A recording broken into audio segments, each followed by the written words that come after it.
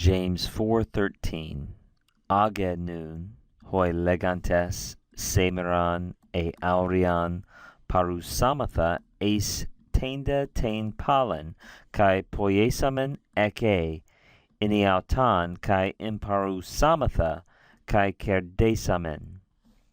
Translation: Come now, those of you who say, today or tomorrow we will go to such and such city and we will do there a year, meaning we will stay there a year, and we will engage in business, or we will buy and sell, and we will make gain, or we will make profits. All right, let's look at this. First off, this age is technically that's a present active imperative, second person singular. But if you look in BDF, Blaster-Brunner Funk, that good reference grammar, in section 144, it labels this a frozen imperative, and this is noted by Vlachos in the James, Egg, and T series. It's a frozen imperative. In other words, while it originally was an imperative form, it's kind of become frozen and functions just as an interjection. Hey now, right? It's just drawing attention to the beginning of the next section rhetorically, right? Come now, those of you who say that hoi legantes, the article does a lot of the work for you there, doesn't it? It's nominative, masculine, plural. This is just a present active participle.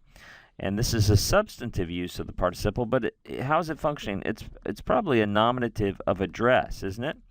A number of different resources labeled this evocative, and it's functioning like evocative, but especially with that article in front of it there, right? That article, to me, clarifies this is in fact a nominative. It's a nominative of address functioning like evocative would.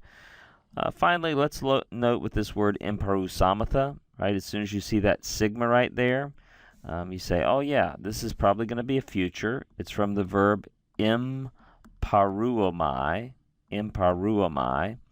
and when you look at that, maybe you recognize emporium, like the word for a old-timey word for a shop, an emporium. Imparouomai means to buy and sell, or to engage in trade. Notice how it's a middle preference verb. It's a verb that prefers the middle voice. The form in the verse here is just a future middle indicative first person plural. We will buy and sell. We will engage in trade. I'll note for you that Neva Miller, in her helpful article on the middle, lists this verb, there it is right there, imparouomai, buy and sell, under the verbs of self-interest. Verbs occasionally show the subject acting in his or her own interest, and she says that's perhaps why this verb is in the middle voice. I wonder if instead, in my own opinion, if this might not fit better under the verbs of reciprocity, right, where two parties are involved, right? If you're buying and selling, in terms of the ancient idea of how you make money, you're not just on the internet trading stocks, but there's actually two physical people, one that's buying and one that's selling, and if you remove one of those parties, then the exchange cannot happen.